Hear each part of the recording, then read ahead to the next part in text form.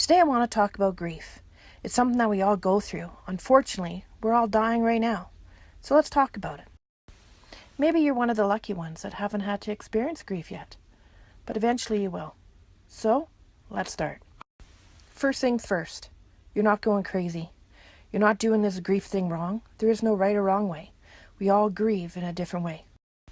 Some people cry, some people drink, some people turn to drugs, some people run away. There is no right or wrong way. As long as you're doing it healthy, that's what matters. Don't have people tell you how to grieve. You need to grieve your way, not their way. How you grieve is perfect for you and your loss. Some people might tell you that you got to be strong and suck it up and don't cry. Screw that. You need to do what you need to do. If that means cry, cry.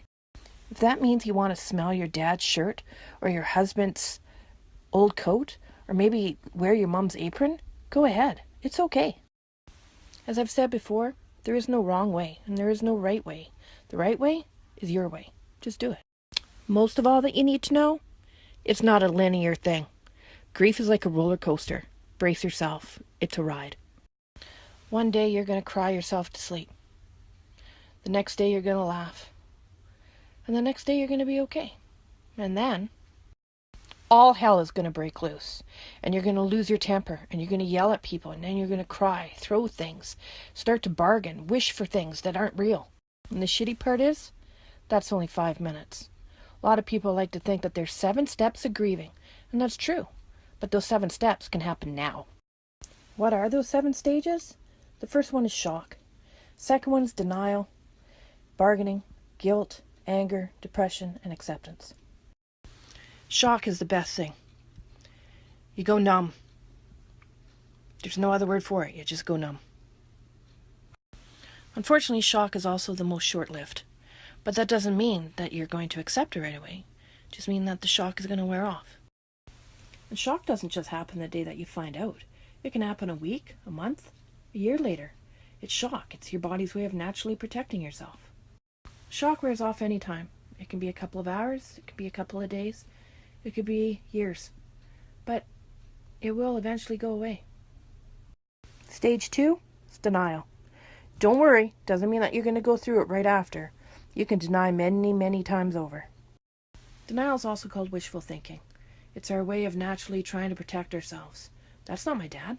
There's no way I lost my baby. I'm still pregnant. It's okay. You got the wrong person. My mom was way too young for that. I can't believe that you would lie to me this way. And then we start bargaining. We start realizing, holy shit, that is our person. I'll do anything. I'll do anything to get him back. My personal favorite, I promise God, I'll do better. I'll go to church every day. I'll give up eating meat. But all the bargaining in the world doesn't bring back anybody. It just makes you feel like you have a little bit of control over a situation you have no control over. And then we have guilt. That's where we start self-mutilating ourselves. That we're to blame that the person died. I should have hugged them more. I should have told them that I loved them. I should have told them that I was proud of them. Why didn't I eat more broccoli? I should have made sure that they never got in that car. I should have taken away their phone and rather than having them text. We should have. I should have. And then after we're done blaming ourselves, we start blaming the world. We have a lot of anger towards everyone. And that anger is not only towards us. We hate everyone. We hate that person over there because they still have their husband. We hate that person over there because she's holding a baby. And be damned if we see someone who is not appreciating what we just lost. Are you talking back to your grandma? Holy shit. I wish I still had one. Are you complaining about a stretch mark on your stomach? Do you know how many women out there have lost a child and would love to see stretch marks on their belly? Are you complaining because your husband showed up drunk? I would just love my husband to come home again. Or you can be like me and go to a grieving recovery group and yell at a bunch of old ladies because they had their husband for 40, 50 years and I'm only 32. Not so good. And anger, it's also to the person that you lost. How could you leave me here? Wasn't I good enough for you?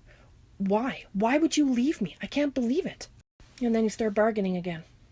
I'll do anything. I'll be better. Just come back. Frig, I can't believe you did this. I hate you. I'm glad you're dead. And here comes the guilt. And that, again, is not linear. It's a roller coaster. And that's the first 5 minutes. And then there's going to start a time where you feel sad and you hit almost like a depression. Medication isn't going to help you. You're not depressed. You have grief. But grief is good. It's a way your body heals. You're not going to forget the person. You're going to remember them. And you're going to slowly start to accept. And the acceptance part is that you learn to go on without them. You carry them in your heart. You cherish their memory. And you just embrace the new day. And this roller coaster ride, it's going to last a while. But then all of a sudden you're going to be in the shower and you're going to hear someone singing. And you're going to get pissed off. Who the hell is singing? And you're going to realize it's you. And that you're going to be okay.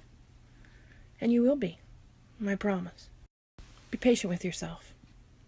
It's hard losing someone. But you can do it. What I want you to take from this the most is trust me, you'll never forget that person. They're always with you. I promise. Just because you can't see them doesn't mean that they can't see you.